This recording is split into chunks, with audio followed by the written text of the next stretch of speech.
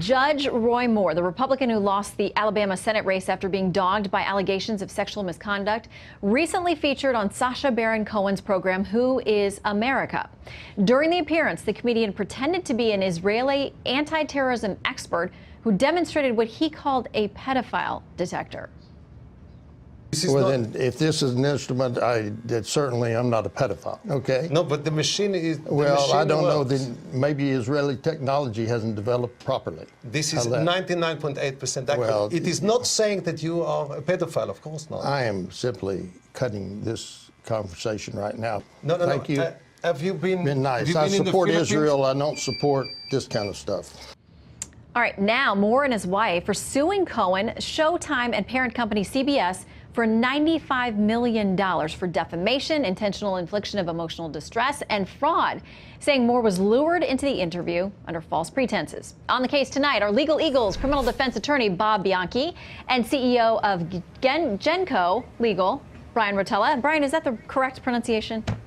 It's perfect. Okay, Thanks, very good. All right, well, let's get started here. Welcome to both of you. I want to read a little bit of what we've got from the complaint that they filed. And they said, listen, they were lured in, believing this was an Israeli TV show and host, and that Roy Moore was going to get an award for supporting Israel. They say in their complaint, plaintiffs relied on and had reason to rely on defendant Cohen's and his agents' representations, including defendants Showtime and CBS, which he was led to believe were truthful and had no reason to doubt. Bob, how do you defend this one? Well, as far as is concerned, I mean, this isn't a contract case. This is, in essence, a libel case or a defamation case.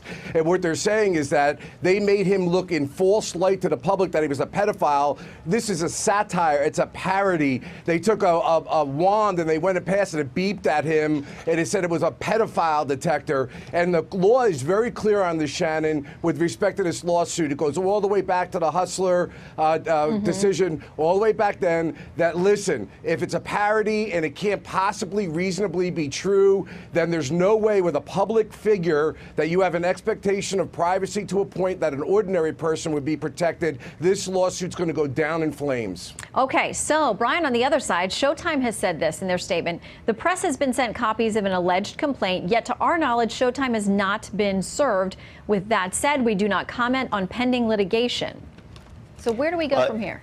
Yeah, Shannon, Bob, I think the big story being missed here, why was this not in the Kavanaugh hearings? Why did we not have a Borat moment instead of a Spartacus moment? You know what? I mean, it seriously. felt like there were a lot of moments there. There were a lot of protesters, some people in costumes. It was a rather entertaining. Yeah, but as far as I know, Sacha Baron Cohen didn't turn up at the hearing, Brian. It could have taken a different direction. But let me tell you this. Now, let's face it. I've got, just like your Seminoles, Shannon, sorry, but I've got two 15-yard penalties here. I've got Roy Moore. Yeah, more than that. Yeah, well, not a good defendant. We all know as lawyers, the party you're representing, that's tough. I got a tough card there.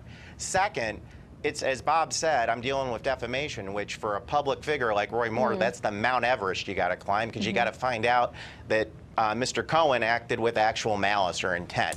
I'm actually going to go where Bob didn't want to go, which is the contract. And it's interesting because Cohen's had to deal with this before. He's been sued in Borat for his movie Bruno. And in the Bruno movie, what they sued over was the standard location agreement that these folks signed. And it's very likely that Mr. Moore had signed a document saying, basically, I'm waiving all of my rights to whatever this is. I do think that's fraud. My view, Shannon, is, you sign up to go on the teacups, you think it's going to be the teacups, it better not turn into Space Mountain. I mean, yes, I love both of those rides, by the way.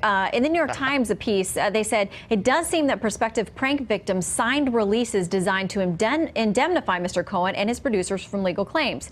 If I were a lawyer for a potential plaintiff who came into me and said that this has happened, my first question would be, did you sign a piece of paper? Said John Rosenberg, media and entertainment lawyer. Bob, is that enough to shield them in this case?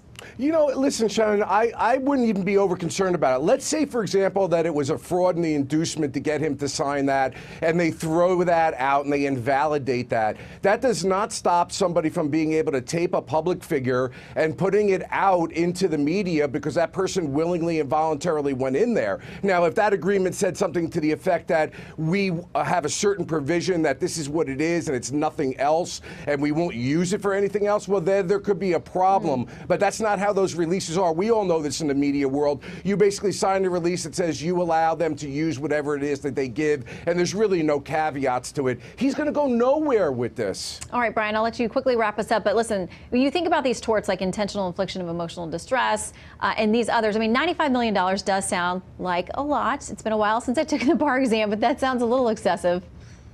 Yeah, look, the damages for Mr. Moore right now, that they aren't there, let's be honest with everybody. What I do think, though, and I think Bob would agree, what happens if somebody does this at some point and someone takes it so seriously, it hurts them so bad, they hurt themselves? And that's what we have to wonder. The creative lawyering here with writing these types of releases where you really don't know what you're getting into, you get duped, something like we saw on the screen. What if it's somebody that were to hurt themselves? Then you have a real damages case. We don't have that here, thank God.